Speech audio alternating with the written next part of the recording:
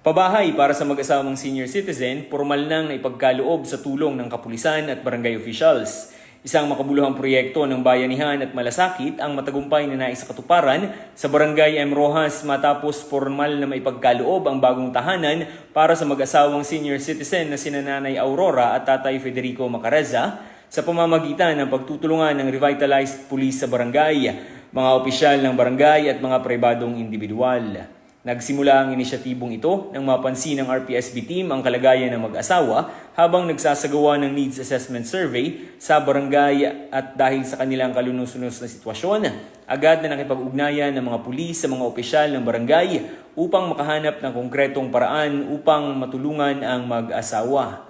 Sa pangunguna ni Honorable Julicis G. Bartolata, punong barangay ng M. Rojas kasama ang mga kagawad, mga miyembro ng RPSB team at mga pribadong individual, nabuo ang isang plano upang mabigyan ng maayos, ligtas at matibay na tahanan si Nanay at Tatay Federico. Nagkaisa ang lahat sa pagbibigay ng kinakailangang materyales, lakas paggawa at oras upang maisakatuparan ang proyekto.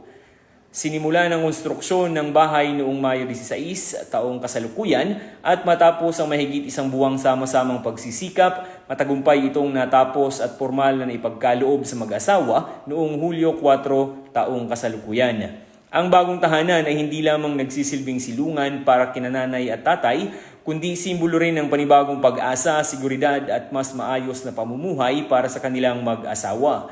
Ipinakita ng proyektong ito ang tunay na diwa ng bayanihan, pagkakaisa at malasakit sa kapwa na siyang nagpapatibay sa ugnayan ng kapulisan at komunidad. Sa pamamagitan ng mga ganitong inisyatiba, higit na nagpapalakas ang tiwala at kooperasyon ng komunidad at kapulisan tungo sa pagkakaroon ng mas ligtas, mas maunlad at mas malasakit na pamayanan. Salamat sa RPSB, sa RPSB, sa team. sa team San Rojas. Mula dito sa Sorsogon Police Provincial Office, ako po si Police Corporal Chris Gupela para sa Police News Network.